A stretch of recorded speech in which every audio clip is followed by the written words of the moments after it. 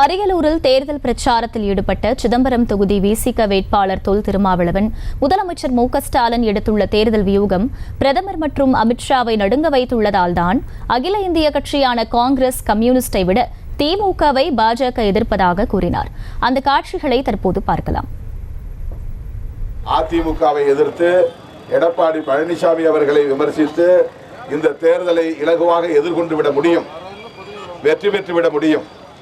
ஆனால் அவ்வாறு செய்யாமல் ஏன் பிஜேபியை எதிர்க்க வேண்டும், மோடியை எதிர்க்க வேண்டும், தேசிய அளவில் எதற்காக தேர்தல் வியூகம் அமைக்க வேண்டும் என்பதுதான் நாம் எண்ணி பார்க்க வேண்டிய ஒன்றாகும்.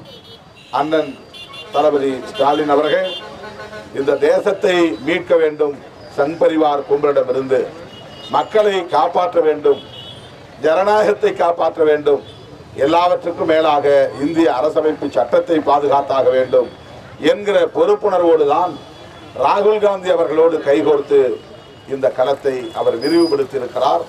ஆகவே அண்ணன் அவர்கள் வகுத்திருக்கிற இந்த தேர்தல் வியூகம் என்பது தனிப்பட்ட திமுக நலனுக்கானது அல்ல, அல்லது இந்த கூட்டணியில் இடம்பெற்றுள்ள கட்சிகளின் வெற்றி மட்டுமே அல்ல.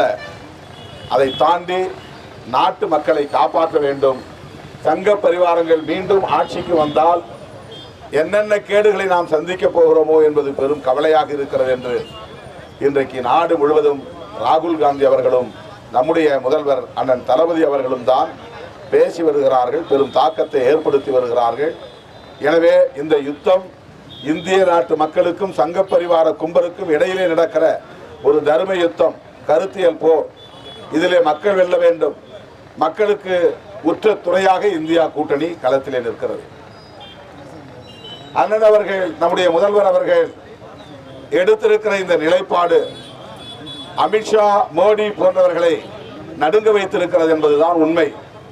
அதனால்தான் திமுகவை ஒரு தேசிய கட்சியை விமர்சிப்பது போல மோடி விமர்சிக்கிறார்.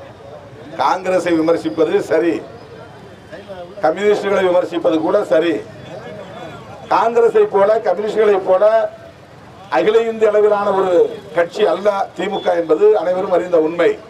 ஆனால் காங்கிரஸை விமர்சிப்பதை விடவும் கடுமையாக திமுகவை ஏன் மோடி விமர்சிக்கிறார்? குடும்ப கட்சி என்கிறார், குடும்ப ஆட்சி என்கிறார், அந்த குடும்பத்தை ஒழிக்காமல் விடமாட்டேன் என்கிறார், இங்கே வந்து தமிழ் பிடிக்கும் என்கிறார், இட்லி பிடிக்கும் என்கிறார். இந்த நாடகம் எல்லாம் எதற்காக?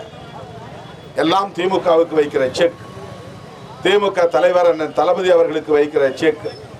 அவரை அச்சுறுத்துகிறார்களாம், அவரை வீழ்த்த முயற்சிக்கிறார்களாம். இதனால் தான் விடுதலை சிறுத்தைகள் கட்சி, திராவிட முன்னேற்ற கழக தலைவர் அண்ணன் தளபதி அவர்களோடு கைகோர்த்து நிற்கிறோம்.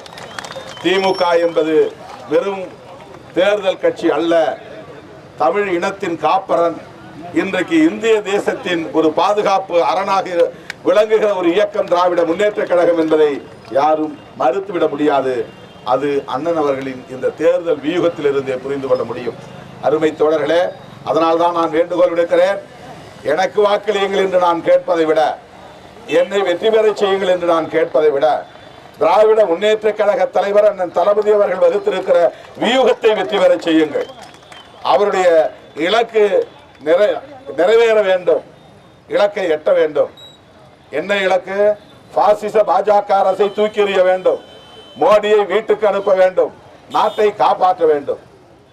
ராகுல் காந்திக்கு அண்ணன் அவர்கள் உற்ற துணையாக இருப்பதை போல அண்ணன் தளபதி ஸ்டாலின் அவர்களுக்கு நாம் தமிழக வாக்காளர்கள் உற்ற துணையாக இருப்போம். அதற்காக 40க்கு 40 நாம் வெற்றி பெற்றாக வேண்டும். செய்திகளை உடனுக்குடனும் துல்லியமாகவும் தெரிந்து கொள்ள சப்ஸ்கிரைப் பண்ணுங்க.